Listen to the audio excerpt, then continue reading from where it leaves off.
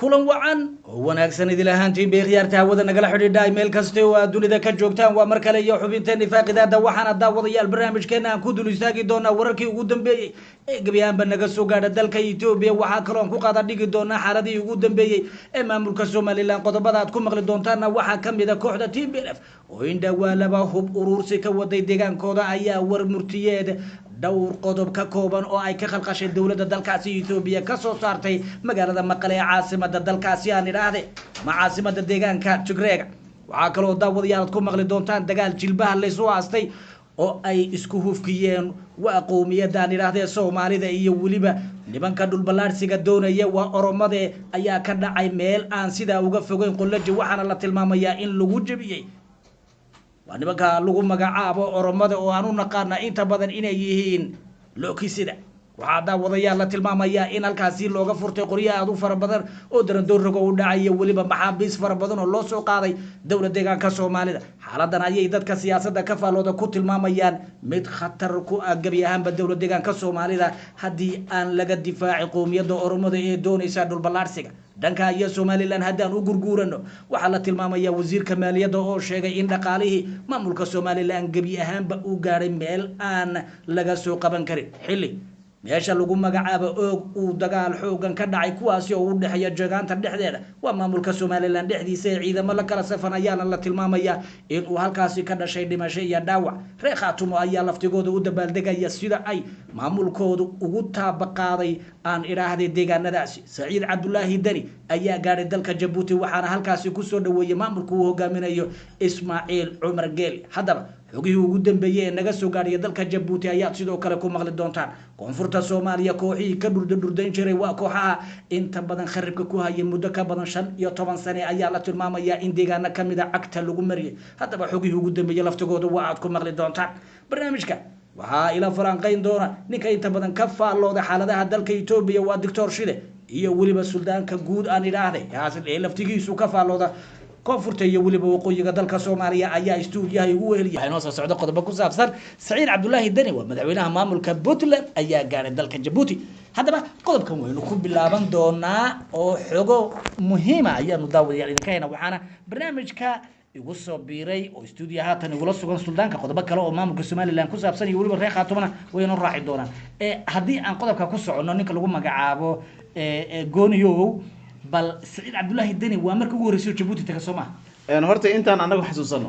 waa markii ugu horeysay Djibouti waa sidaas waana sax horta Saciid Cabdullaahi Dani caawa maqribnimada wuxuu ka degay magaalada Djibouti Djibouti caasimadda dalka Djibouti wararku waxay sheegayaan marka in horta xog rasmi ah waa sababta uu tagay lagama hayo laakiin waxyaabo kala duwan ka soo baxay mid waxay leeyihiin Xashi Maxamuud iyo waxa la dhaxadina Saciid Dani oo la rabaa in arintan maxaa la yiraahdaa isha khilaafkooda soo jiitamay sanad ku dhow in la soo gabagabeeyo oo markaas la heshiisiyo qolo kalena waxay leedahay Saciid Dani waxa meesha u tagay in SSC Khaatumo nimanka la yiraahdo aqoonsigooda oo faraha kala baxo oo markaas iska daayo dawladuna ma aqoonsan doonto Saciid Dani adiguna ha aqoonsan qof la hadli karo SSC Khaatumo ma jiro dhaqaalana qaado iskaga aamus labadaas warar ayaa horta soo baxaysa sababta meesha u tagay laakiin waa ka daba tagi doonaa xiriir la sameyn doonaa war saxaafadna soo bixi doonaa ilaa biri insha Allah kulli xogta rasmi ah waa heli doonaa xogta rasmi waa heli doonaa bahaata shakal aan waa laakiin dadka waxa xoog badan aad xoog badan in Xashi Maxamuud ila dhaxadinayo Saciid Cabdullaahi Dani maadaama ay kala fogaadeen arinta ugu weyn la isku hayno waa deen cafinta Soomaaliya laga cafinayo deenta way dhowdahay marka Puntland waxay tir waxba kama jiraan waay deen cafinta soo in dib loo dhiga si looga heshiiyo marka sababta loogu haysto Puntland waxay deenta cafinta u diidan ugu soo horjeed dadka isleeyihiin laakiin Soomaaliya markii deenta laga cafiyo deena soo qaadanaysa deenta soo qaadanaysa dawladda federaalka soo maraysa taas la isku haystaa marka meesha laga dagaalamayo waa lacagtaas dambe la soo qaadanayo waay sababta deenta dhan waa laga cafiyay markii laga cafiyay waxa loo ogolay billions dollar Soomaaliya inay qaadato oo adduunka ay ka qaadato World Bank ay ka qaadato marka mar walba waxa la soo marsiinaa Xashi Maxamuud laqaalahaas marka Xashiqna dad shabaabkii iyo barnaamij arrimiis kale oo isticmaal rabaa maamul goboleedka dhaqaale la gaarsiin doonaa Saciid Dani hadda 7 bilood la soo dhaafay dhaqaalihii oo la siin jiray dawladda ma siin way xanimayeen لا دوري 2 مليون دولار أكون دولة كجرت أبودنا لقى حنبه أنا سيدين ولا سيدين وهذا فرماجنا ساسو كلا الله حنبه سعيدنا مركز وتاجنا واسق مرة البقرة دي تبادو كتاجيه مركز وأرك دونا إن حاجة رسمي كصوب حنا هل كان يأكلوا ذا الشعب حدا الصومالي لان بلدوك تجنم حاجة بيجي Somaliland horta waxyaabo badan ugu dambeeyay horta markaan eegno xalay dagaalka magaalada Og dagaal aad u qarada ka dhacay waxa isku dhacay jeeganta marka waxa la jiray garxajis ah waxa leesay alalay jeeganta leesay la jiray xal waxa isku dhacay habar jacel iyo habar awal labada jeeganta la isku dhaxay labada jeeganta la isku dhaxay wiil habar jacel iyo wiil maxal yiraahdo habar awal oo sheekaysanaya murmay markay murmaan way kala sakadeen xabada isku rideen mid baa dhaawacmay markay dhaawacmay kii dhaawacmay qoladii ka socotay timid weerar qaadeen toddoba ka taqlusay qoladii kale oo dileen maxaa la toddoba kalena way dhaawacantay meeshii marka waxay noqotay barkay male xal dhaw la isku lisay marka dama nuux taani iyo balaayo kale wadada soo dhax galay xabad waa la joojiyay hadda waxa la leeyahay toddoba dhaawaca iyo kii hore dhaawacmay 8 isbitaalka magaalada Og taalo lagu daweynaa isbitaal meel ay ka sameysteen Somaliland ay ka sameysatay oo gaar ah jirto cilmi loogu tala galay ayaa lagu daweynayaa wili booqan waa taagaya ciidamadana saas macnaha isku dagaaleen xaaladdu faraha ka baxday waaga hore garxajis waxa aseestay iyo jeeganta hadda jeeganta gudaheeda ka dhalatay marka waxa u maleysaa in Somaliland mar ka dambayso deeqa lagu halsi galayso hadii gudaha ahaalad hadda banaanka ahaalad marka niman ayagu Og isku dagaalay oo toddoba iska dilay toddobana iska dhaawacay 8 iska dhaawacay inay maanta ahaan waxaan weeraraynaa la sacanood oo aan dib u qabsanaynaa oo garow iyo cadan tagaynaa horta wax la yaabo shacabka Soomaaliyeed aad ay arintaas u leeyaabeen marka ayaduna waa arki doonaa wixii ka soo kordho dagaalkaas meesha ka dhacay wili waxa jirto maxaa qabqabsi iyo labada dhinac u dhaxeeyo iyadoo musabixi amar bixi in qofka dambe xabadrida asagana la toogto arintaas musabixi wixii dhan waa toogasho asaga waxa oo ma leeyahay ma jiraan isfaham isku dhawaashay dhaxadin ma yaqaanaba وارك دون wax ka soo kordhay waxaan aadina Hargeysa suuq weynay maxaa la Hargeysa boosteja ku taale boostejada macal Harun la jiray oo basasku ay ka bixi jireen waa la iibiyay boostejada waa la kasalay musabixi iibsaday waa la iibsaday 12 milyan waa boostejadii dawladda boostejada ha caadiga ilaa waagiseed bar shaqeynayso suuq weyn irdiisa gaadidka laga raaci jiray macal Harun ayaa la jiray dadku way yaqaan Hargeysa boostejadaas 12 milyan doolar laga bixiyay وكاش ها waxaa laga gaday nin la yiraahdo Maxamed maxaa la yiraahdaa oo Saciid oo ah ninka internetka Somaliland iska leh marka lacagtaas 12 milyan doolar oo la wareegay dhulkiina waxaa la yiraahdaa waxba ka dhiganayaa ganacsiyo ay ku sameysana iyo dhismo iyo dabaqi wax kale maalin dhawtan waxaa la dhul aad weyn maalin dhawtan waxaa la gaday garoonka badda cagta waxaa laga gaday Omar ninka soo saar Malayga kalluunka asagana 12 milyan laga siiyay وهذا مش وابل حراشتاي ولا حراشته ماشي مصبيح وسي سocda wuxuu arko si marna hebel tag eelna reeba maqli jira maqta muusoo tag balay marka muusoo tagay eelna uu reeba sababtoo ah waa waxyaabaha guriyaha danta guud in la gato qorshaha ku jirta teeda kale waxa hadlay wasiirka maaliyadda wuxuu sheegay in Somaliland arinteeda ay saxada taagan tahay Somaliland xukun loo dhahay laba arin mid waxay ahaday maxaa la ganacsiga caadiga ah oo waxyaabaha kala goosho oo dadka ka soo dago oo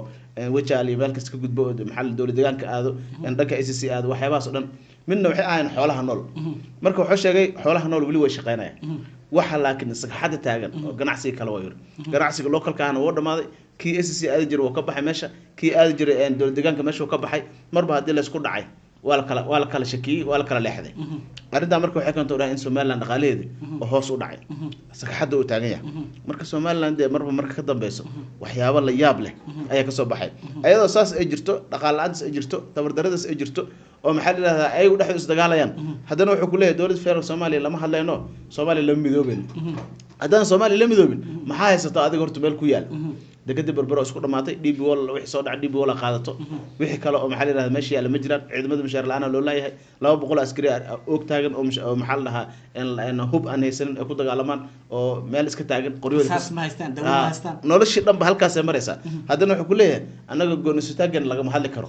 in maxaa la dhahaa in Soomaaliya lama hadlayno waa inaan macarka aan saas ku kala joognaa haddii kale waxaan ka wada hadli karnaa qadiidaheena kale iyo xiriirkeena kale iyo sida anagu Soomaaliland ugu eeleen ayaan ka wada hadlaynaa teeda kale wafdi ay u direen Masar waxay dhaw urur goboleedka igad looga soo raadiy aqoonsi maxilligan ha urur goboleedka igad ayaan aqoonsi ka rabnaa inay Somaliland aqoonsadaan dal madax banaan aqoonsadaan Somaliland marka hadda maxaa u haro lagu aqoonsadaa waa Burco iyo Hargeysa iyo maxaa la yiraahdaa Berbera ma lagu aqoonsanaa ilaa meel kale harta ma leh inta kale isku dhamaatay meel kale maanta la dhihi karo ma leh la saacad way tagtay buuhol way tagtay maxaa la dhulkan reer cirgaaba ay gooni waay waa gooni budo gooni u tuman waay inuu warsageliyaa degan ma ogolo bohol meesha la yiraahdo calanka SSC laga taagay maanta Soomaaliland gudaheeda oo meesha maxaa la yiraahdaa gobolka Sanaa ka tirsaneed saasa loo kala yaacay gobolka Oodal waa aragtay Nimcaan Ilaac iyo Axmed Samatar waxay leeyihiin waa goynayna dhaqaalan ku bixinayna oo Soomaaliland ka goynayna maxaa soo haray marka waxba soo maarin saxada ay taagan dhaqaalaan wax walba ay noqoto haddana wuxuu ku indhacad Musabix inuu dagaalami doono Soomaaliland soo kabsan doonto ganacsiyadan waxa lagu qasbayaa in mid kasta 2 milyan iyo bar dollarka Mareykanka oo miiska soo saaro hadii kale ganacsigiisa la xiriir Masar marka maxaa ka jira waa su'aal ya waxba ma jiraan de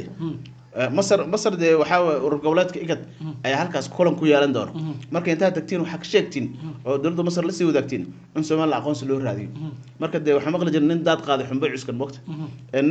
Soomaaliland waxba ma hayso marba mar Ingiriiska la aaday baarlamaanka Ingiriiska fariisanayo Soomaaliland waa la aqoonsan doona kan wixii marba meel la aaday hadda waa ever Yoweri Museveni wato yiri aqoonsi iyo kala go wax la yiraahdo Soomaaliland ma jiro Afrikaan ba mideer rabnaa yiri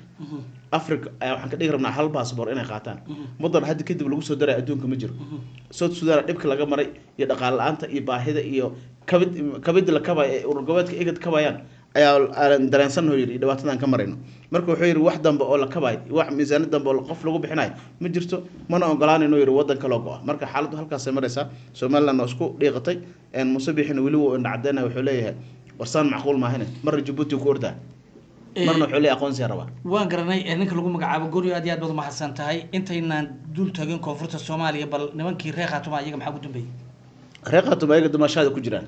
aroosidooda dib u dhiskooda magaalada maxaa la saacanood aad loo dib dhisay waxbarashada waa la dhisayaa waxa la dhisayaa goobihii maxaa ganacsiga meelihii madaafiicda ku dumay hubkii iyo qaraxyada wali laga aruurinaa inkastoo shalay wali qarax ku qarxay ee laba ku dhaawactay midna ku dhinteen haddana wixii wali waa la daba taagan yahay maxaa reer dahar dhalinyarada gabdhaha reer dahar ayaa waxay soo gudbiyeen gaadiid wax lagu dhiso iyo kuwa wax lagu faago oo wax lagu qabto ay magaalada Sacnood keenay shalay marka magaalada waxa malaysa in loo gurmanayo dhaqaaq weyn oo ka jiro xijaar soo gaaray oo markaasi dadka maxaa la kamid ah ka soo jeeda SSC khibrad ku biirnay booliska tababar u furaya jiida hore og ay booqday waxyaabahaas oo dhan waxa SSC waxa way nabad iyo nacaaw ay markan xalay 6 saac habeenimo ay shirayeen oo markaas ay ka wada hadlayeen wax qabadkooda dhaqaaqooda mustaqbalka wax horyaal ay ka hadlayeen marka SSC waxay leeyihiin anagu waxaan noqonaynaa maamul goboleed lagu daysan doono Soomaali markay noo imaadana wixii aan qabanay iyo wixii aan la imaan wayna weydiin doonaan marka waxaan sameynaynaa horumar aad u weyn dhaxdan amnigan suganaynaa waxaan kaloo la dagaalamayna nimanka Soomaaliland hadii lacag nagu soo xadgudbaan diyaar ah inaan la dagaalamo sababtoo ah dhulkeena iyo deegaankeena ayaan joognaa dadka naga qaxay noo soo laabtay qurbo joogta imaaday dadka SSC ka soo jeeday oo meelo kala duwan iyo Puntland iyo dawladda Soomaaliya jiray yimid kulli wala fahmay marka dad oo shumac u shidan yahay ay noqdeen reer SSC Soomaaliland marka xirata shumacaas u shidan reer SSC inay damiso mar walba dagaal iyo waxaan loo joogin ay kala dabooreen meeraysato marka meel wanaagsan maraysa arrintaas koonfurta Soomaaliya hadaan dul tagno dagaalada waxay ku dambeeyeen maxaa ugu dambeeyay horta dagaalada ugu cuslaa waxay ka dhaceen meel yiraahdo ciidka iyo cali fool dheer iyo mahada inta u dhaxayso halkaas waa meel hood ah waxa isku beestay niman 300 shabaab ah sidii loo dagaalamay 100 waa laga dilay 200 hadda meesha ku soo hartay oo qayb kamid ah dhaawacay yihiin marka waddo ma haystaan jidadka dhan waa laga xiray dhanka cali fool dheer laga xiray dhanka ciidka laga xiray dhanka mahadana waa laga xiray maanta marka meesha waxa gaaray ninka lagu magacaabo Cali Guudlaaw wuxuu geeyay xoolo oo loo qalayo maxaa la yiraahdaa ciidamada halkaas ku dagaalamayo dagaal aad u qaraar dhacay shabaabka marka go'doon maadaama ay ku jiraan waxay telefoonada dirsanayeen waxay leeyihiin mis dhiibna xaaladdu waa ugu adag tahay san wax yeelna nimankii ragga sare amiiradooda waxay leeyihiin asdhiibina meesha ku dhamaada meesha ku dhamaada leeyihiin 200 idinkoo jihaaday dhinta intaad isku dhiibi lahayd murtidinta waa jihadkaas haye jihadkaas waay marka ayaguna waxay leeyihiin warniyo hadda 100 waa naga tagtay hadda 200 marka u yaraato 20 30 waa naga dhaawace saan ma sii ahaan karnaa galaas biyo qofku ma shubaayo reebaadihi dadka waana naceene nimayo aan isdhiibno dawladdu say rabta ayada naga yeesho gacanta aan taagno hubka waa naga sii dhamaanaya meel wax nagu soo gurmaya ma jirto diyaarada wax nagu ma keeni karo meesha waa meel hood ah saan u dhumanayno good ugu jirno xaaladdu waa nagu xumaata mar duqeyna ku socoto marka rafaad ay nimanka ku jiraan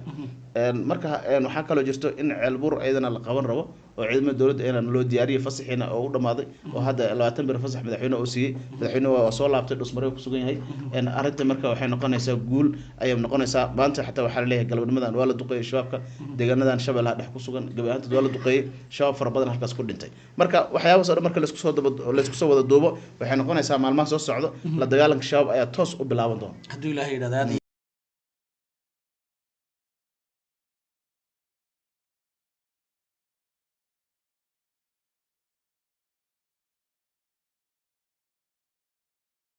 ka hadalo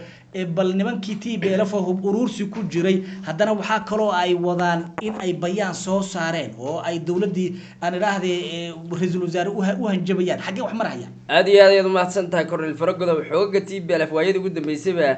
kulan xasaasi ah ay yeelanayeen xisbiga iyo golaha dhaxaba guud ahaanba markuu xisbiga barwaaqo meesha iyo u holeelay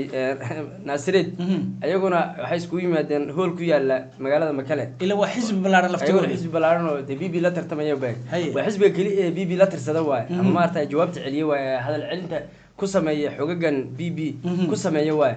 shirweyne qaran ay qabsadeen ayaguna markuu xisbiga shirweyne qaran qabsaday qodobada taageer xisbiyada ka raadsanayaan oo dawlad deegaanada ku sameystaan ay rabaan waxay niyada fulay TPLF usbuucan oo dhan kulan baa u socday maanta warmurtiyada waxay soo saareen 7 qodob oo kaga hadlayeen heshiiska ayaga dawladda Itoobiya dhaxmaray horta heshiiskan waxay sheegeen inuu ka mid ahaa qodob xuquuqul insaanka loogaga hadlayay oo ahaa inay hay'adda xuquuqul insaanka maaragtay komishinka xuquuqul insaanka dalka Itoobiya in ay gobolka Tigray ay ka howlgasho ay si madax banaan u shaqeyso kadibna ay hay'adaha xuquuqul insaanka qaramada midoobay ay u gudbiso dhawaan waxa gudbiyay jalwad waxay gudbiyeen baaritaan ay sameeyeen komishinka xuquuqul insaanka dalka Itoobiya ee qaramada midoobay gudbiyeen qaramada midoobay waxay ku sheegtay Abiy Ahmed inuu wali sii wada xasuuq iyo dil dalka Itoobiya ka sii socda dambigii gobolka Tigray ka dhacay ay qaramada midoobay hayso iyo xasuuq ka dhacay oo Itoobiya lagu xisaabtami doono marka Itoobiya waxay sheegtay inuu barnaamijka soo gabagabay oo hadda baaritaan dambe gobolkaas laga sameeyeen marka TPLF waxay dhan way sameynayaan dawladda waxay jirka ma sameynayaan baaritaan halkaas Tigray waxayna way sameynayaan halkaas wala hadal dhaafay dara Tigray waxay dhayn dawladda 6 qodob ay dawladda ku eedeeyeen oo ay leeyihiin dawladdu waxay dhayn shirki ka dhacay Pretoria iyo kii Nairobi ka dhacay wali waa qabya dhahan annagu inaan dawladda ku biiro oo dawladda Itoobiya kamid noqono oo maaragtay siyaasadda iyo fagaareyaasha ka soo dhex muuqano waxa ka horeeya bay dhahan in ay dawladda Itoobiya ay fulisay heshiisyadii waxay dhahan gobolka Walqeyd annagu waxaan u diyaarsanahay inaan xoreyno ciidamadii xoreyn lahaa maaragtay dhulka Tigray soo celin lahaa yaan u diyaarinay dhahan dawladda Itoobiya fariin waxay u direen haday gobolkaasi gacantooda ku soo celin weydo oo dawladdu maalmaha soo socda ay jawaab ka bixin weydo inay talaabo aan la mahdin doon ay qaadayaan horta qodobkaas xagaa soo dhigeen sidoo kale waxay dhaheen haday dawladdu ay ka shaqeyn weydo qaxootiga Tigray ay qaxay ee Suudaan iyo gudaha dalka ku barakacay haddii sida ugu dhaqsaha badan xuquuqdoodii iyo dhulkoodii la burburiyay iyo ayaga sidii dib loogu soo celin lahaa ay dawladda dhaqaalaha u bixin weydo ayadana inay ka tashanayaan sidoo kale TPLF waxay sheegtay inay ciidamadoodu ay u baahan yihiin qalab military inay dawladdu soo gaarsiiso maxay qalab military gaarsiin Itoobiya ma Tigray isku hubaynaysa hubka haystaan baa ka badan baa iyaga hayo qalab ay leeyahay nasi laakiin qalab nasi kama ahayd wala soo jaakiray meeshan waa in hubkan waa aan ku dilaha dhowna saas kale taa waa soo kale waxa sheegay xoogga gafaano inay dambiyo waaweyn ka geysteen gobolka Axmaarada ay dad laayeen u dhashay qoomiyadda Tigray taan in ayadana jawaab ka bixinayaan ay kula xisaabtami doonaan sidoo kale waxay sheegeen inuu militariga Itoobiya uu isku dheeli tirneen aydan taasna waxay dhahan waa heer go'aan ka gaarayna marka waxaad moodaa Tigray iyo Abiy Ahmed inay hadda mar kale ay soo dheel qaadeen ayaad moodaa inkasta oo dagaalka Tigray iyo maartay iyo dawladda Itoobiya laga yaabo inuu mar kale qarxo oo nimankan hadii ay ahayn niman laga adkaado sidoo ninka hadii laga adkaado oo meel la saaro oo sidii doona laga yeelo oo loo soo magacaabo nin yes maanaha oo waxa sameey waxa arkaa soo xir waxa dilo wax laga adkaaday way laakiin nimankii kula dagaalamay ee faraha iskaga gubateen ee guusha ka sheegtay ayaa wali meeshii jooga markii Abiy Ahmed dheeriga maxay dab ood si u kala korsa loo kala qaadaa asaga hadda Tigray waxay doonaan ku hadaaqaan waxay doonaan ha sheegaan jawaab uu celinayo sababtoo ah wuxuu yahay inuu hadda isku furo kar loo furmood furan Axmaarada ku furan xisbiga barwaaqo oo ka qiimeyntii u socotay waxa uu ka suurtagali waay oo de wixii baba dagaalkii baba soo cuslaaday ee baashu waji kale ayay yeelatay marka ra'iisul wasaaraha Itoobiya barnaamijyo badan baa ku soo fakaday oo sidii la mooday wax noqon waayay xaalad dalkaaba khalkhal gashay amnigan iyo siyaasad cusub iyo wadan nabad oo degan ba ama isku shaadheel aan wax la sameeyaa qiimeyntii aadan faarax ma soo xiray aadan faaraxna guulo weyn ayuu ku tilmaamay marka gobolka Axmaarada dagaalo culus baa ka socdo oo faana iyo dawladda Itoobiya dagaalada ugu kharaara ayaa hadda soconay dowladda Ethiopia duqeymo culus ayay fulinaysaa isla caawadan ay fulinaysaa oo goobo badan oo maaragtay ganacsiga qiiqayo gantaalo ku hubteen meelo ay xooga gafaan joogin ba gantaalo ku hubteen marka dagaalka dalka Ethiopia aad iyo aad buu culus yahay wax la saadaan karana ma aad iyo aad baad u mahadsan tahay ninka lagu magacaabo Shidow waxaan rabaa bal qulaji dadku weyna dhageystaan mar walba xaaladda qulaji bayna daneeyaan qulaji maxaa ugu dambeeyay iyo duulaankii oromada ay ku doonayaan deegaan hor leh inay ku qabsadaan qulaji 10kii galabnimo weerar baa ka bilowday dagaal 3 jaha ayaa bilowday nimanka oromada barnaamijku uga go'an yahay barnaamijka inay dhul qabsadaan Soomaalida qaxiyaan uu ka go'an yahay inkastoo warkeena dambe qodob xasaasi ah oo dawladda deegaanka Soomaalida ay ku dhaqaaqadaan ku sheegi doonaan warkeena dambe haduu ilaahay qodob xasaasi oo xiiso leh oo dadka Soomaaliyeedna si weyn u anfici doonaan farx gelin doona ku sheegi doonaan laakiin dagaalkii baa yaa dib soo laba qarxay nimanka 10kii galabnimo ee dagaal 3 jaha soo qaadeen dhan qayb waxa ka soo qaadeen dhanka Likale ayay weerar ka soo qaadeen dhanka Haradigidna ayadana weerar bay ka soo qaadeen dhanka kale dhanka Buurahan ayadana weerar bay ka soo qaadeen saddex jawaab waa laga hortooday Soomaalidu Facebook ku jira sidoo nin weerar ah oo maalinka soo diyaar soo ordaya Facebook ma loo galaa soo dhabarka madax laga tugtay waa saas marka maalin kasta way jabaan maalin kasta meed iyo dhaawac bay ka cararaan way ka tagaan Soomaaliduna meedkooda dhaawacoodi bay aastaa halkay ku sii sugtaa way soo noqdaan waxay ka tagaan ma laga reebaa way soo laabtaan marka dagaalkani uu socdaa maanta waxa dad Soomaali ah xabad la dhaceen oo 5 qof oo Soomaali ah oo rayid ah ayaa dhaawaceen ruux la arkay loo togteen xabad iskala dhaceen xagee mariyeen marka dadkaas jidka gooy meel jidka laamiga isku xidhay baabili iyo qolaji halkaas meel dad Soomaali baashan ku haleeshay marka intay qabteen bay halal xabad ku dhufteen naftana meena ka qaadin war in dad iska rayid 5 qof ah boodiyada ka togteen waa ku xumaan wax Soomaalida inay dhaawacaan beero oo meesha ka bixiyaan Soomaalida dhaawacaan beero hadda todobadii beri soo weerareen ba maalin qof rayid dilmale maalin wiil 10 jir ay ku dhufteen xabad maalin karo gabar yar oo laakiin hadina ma kuwa nan fiican waxa la xabad kor u ridaan nimanka adaaba ku tilmaamay logosida ku tilmaantay mugti sida xabad ma hooriyaan ninka oromka markuu jilbka dhigo xabadda inuu nin ku ridayo ma xaqiijin karo iska rido jahada meesha horteeda mar qori ka dhamaan dhabarku jeedin intay baashu dhacayso ama buur ha ahaato ama geedo dhaxdada ahaato markay qibqab dhacay baashu oo fi bilaa jilbka nin wal meesha soo dhigo halka uu ku afuuf xagan wax ka soo dhacay waa degdeg meesha Soomaalidu intay fadhiisato oo kolba hal xabba meesha ruux madax baa ka muuqda nayda ku hayo ayagu waa degdeg 15 minutes yay qiiqa boorba ku kicina Soomaalidu u gaban markay si libaax maartay markay loo soo socoto ku soo qulqulays uu dhabaca burka cawska isku burka cawska uga baday libaax burka cawska dhabicin Soomaalidu libaax soo socoto uu ka dhaxbooda oromad markii halka xabay u wareeyay dhax dhiga damlati halkaas jilkooda dhigi nin walba 30 qori ku jirto bixin intaas loo dhageysan marka loo aamusan xabada lagu soo riday waxay moodayaan inta ay fufaan in lagu afuufay markuu arko qorigoon oo wax ka soo baxaya jir hal mar dhabarka wada jeedinaya jaga laba saddex baa laga dilay marka oo dhabarka laga tago halka ku reeyaan fish way carareen hadal bariyalka lagu sugi burka cawska lagu sugi loogu siga baraya marka nimanka ormada way quusan laayiin barnaamijka wataana waa barnaamij aad u culus oo ka dhanaha Soomaalida way ogsoon tahay kursi gaaban baa isku fadhiyaa marka waxaan leeyahay Soomaalida ormadu hala sudayaan dawladda Itoobiya cadaalad sameeyso hala sudayaan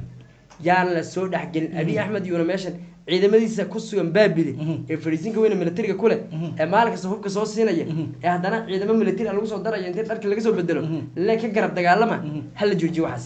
dadku Itoobiyaan dhulku waa la wada leeyahay dhulku waa dhul Soomaaliyeed laakiin dhabaad soo qaadateen soo socotay mid la Baabili qaadateen Baabili hadda maanta muuqaalka Soomaalida soo qaadeen waxay dhulkan waa guriyihii Soomaaliya bas hal nin orma guri kale hadana guri dad lay wada degin ama maanta guriyihii Soomaaliya la wada rigeen way furii qaateen ma fahanteen sidii ay diri dhaba ay ugu sameyn jireen Soomaalida laba mid soo kale ama guriga kiraysa dhigi jireen ama guriga kiraysa oo guriga iskaga tag waan qaatay ama iga kiree markuu ka kireeyo birik maar kira kuma siinay waa iman hada guriga ka kiraysiisii aradi abaa la kirida maalin ma ku war kule aga orabo asaas diri asaas ku qaadatay mugti si u soo galayaan ayaan guriga naga kireeya waa la kireen marka la kireeyo dib ugu soo noqonaysa muu bixinay karaba beri wuxuu galaa anoo ormad ilaa guriga dhulka waa dhul ormo ku leeyahay ruux guriga ka kiraysta mal irida ka wax ku dhihi marka meesha sharciga saddex asaga loo saxiix saga la siinaya wax walba ayaga siinayaan marka dadka Soomaaliyeed dirna basaas laga soo raray Baabilina ayana saas lagu qaatay ومركي أي علدي يا خلاف كي دبعتي جوكسن ويدي أي واجا نكي جوجا أنا بالك أنا قال لما كي من حين وقت يا بابي اللي بيحموها waxaa جيك قال ما بيس waa kii dee ninkii ciise dee كي بحي inaa jibril maaha cabdi jibril عبجي يا بحيي ومركي حالة الإمام ويدي حتى حاجة سعودان قلت جورت waxay rabaan meeshan inay qaataan oo qaxootiga yaraan qaxootiga waxay dhahan gobolada dawladdeena Soomaaliya la kala geeyo qolo walba gobolka uu reerkooda uga gurto anaga rabnay oo aan qaadanay leeyin kadib soo socod jigjiig ugu iman doonaan asaas jigjiig markay yimaadaan waxa ku dhigi doonaan guriga kireen dadkeenu way cararayaan ayuu waxa dhagax bur loo soo diiday dhagax bur la sii marayo marka barnaamijka Soomaalida waa inay si dhab ah u wajahaan waqti adag baa lagu jiraa waqti siyaasadda la isku qabsan lama joogo waqti la ismucaarada lama joogo dagaal baa socda dagaalkaas waa in loo midoobo waxaa kaloo jira oo iyadana warkeena dambe aynu ku dareynaa qodobka asagana waa qodob xasaasi ah waa taynu baahinay magaalada Qabridahar masaajidkii cilmi dheere ee albaabada la isugu dhuftay waxaaba la ii soo qoraba dad fara badan oo dawlad deegaanka jooga ii soo qoreen ii soo sheegeen in masaajidkaasi kaliya soo dhahaynba masaajid dawlad deegaanka ma loo socdaa masaajidkii shilaabe ee weynaa ee kutubta lagu akhrin jiray noocaas oo kala ah albaabada la isugu dhuftay ima dhawaan kaasi waxa kaloo la isugu dhuftay asagana kuwa kale oo gobolka Doola ku jiray Doola waa hore la qaatay marka waxaaba la tilmaamayaa shub Qabridahar tuba waaba kii ugu dambeeyay Qabridahar meel waxay ahayd bal laha odagan yaa meesha ka soo saara oo waayada dhamasa loogu wareegaysanay rag ma aragtay meel yaalo libax ku fadhiyo rag meel taala oo libax ku fadhiyo dhulwaa markuu yimaado muxuu sameeyaa wuu dul weeraa wuu dhaha wuu dul weerayaa masaajidka weliga lagu wareegi jiray 5 sano lagu wareegay hadda loo soo daatay hadda ayaa loo soo daatay masaajidda tuulooyinka degmooyinka gobolada kale waa hore la soo liqay marka meesha qorshe culus ay ka socdo dawladda deegaanka Soomaaliya rag bay garab siinaysaa dawladda deegaanka Soomaaliya waa inuu sinaato meesha aan Itoobiya ka farayna inay dagaalka ay dhaxlaad ka noqoto waa inay dawladda deegaanka Soomaaliya siyaasadda diinta ku salaysan la isku haysto ee la siyaasadda diinta la siyaasadeynaya waa inay dawladda dhaxlaad ka haato ma fahanteen rag way yaqaanaan cilmi iyo waxa loo laaban xaqiiqada loo laabanaya nin walba waa wixii kitaabka soo kala baxaya hadda ma nimankan intay dawladda futada la galeen iyo nimanka nidaamkan agjar ee nimankii kale furaha ka maroojinaya taasi waxa la rabaa qudhooda in xiyooda fuulaan adaa ka fac weyn nin shalay yimid ma dishay ma yimaadaan maxay shalay meesha ka qaato qudhooda adaa isdaciifinaya meesha kun sanad haysatay kun sanad nin shalay yimid ka qaato guriga ka hor waa xumi weey waa sida ormada ileen ama naga kira ama ka tag marka masaajidka man soo wareeji ama wal xiri waa halkaas maraysa marka deegaanka wuxuu leeyahay deegaanka ducuu baahay ma ducaa uma baahnee dagaal buu baahiyaa ducaa baarashada meel waxa la yiri ninay shantaadu ka reebay sharciga ka reebay soo dhaha ducaa uma baahnee nimankan masaajidii laga xirxiray anigu waxaan leeyahay ayaga eedeynaysa may ayaga eedeynaya inta isugu soo yimaadaan inay dhahan maca Itoobiya waan ogeysiinina oo wallahi hubka dagaal la mahadin doonin dagaal la mahadin doonin inta hubka qaadano dagaalka culimada ma dagaalkii dee wad garanaysaa wadaadada casriga ka wadaadada dagaalka kala baxa adu culimada diinta isku haysata dagaal dhex maray hadda may wadaadadii hore tii Soomaaliya khirtay bad noo soo wada markaas maya anaga laga heshiiyaan leh baash ma laga heshiiyaan leh laakiin Soomaaliya noqotay saa noqoto maya waxaan ku soo wadaa meesha foomaftiisu bedeli suldan waxaan ku soo wadaa meesha horteeda waxaa la yiraahdaa culimada casriga iyo culimadii hore la dhahaa inta looma dhaafay mugta nimanna waa nimanka casriga culimada wadaadada casriga la dhahaa magaalada dee iyo kuwii hore الرجال ما سووا سنة البحنة بعدين كسر بحنة ما يدري البحنة هذا وحنا الله صعود الدباشة بقى حالا وحلا صعود الله صعود سوى هذا دي هرب لوش البحنة صعود يوم حالي ماشي تجمع برواقة يو حالي العقد يروب كاس الله صعود عليه يو هاي باشا ده هيقول شو باشا بس كروج باش كروج باش كروج باش هذه بس ستة هيدا بعد ما سنتين ده وضيال xubinteeni faaqidaa daymaha ayaynu ku soo gunaanaday 19 dibdan buu kulma doona mid kan mid lamada waxaynu kaga tagnaa sida iyo nabadgelyo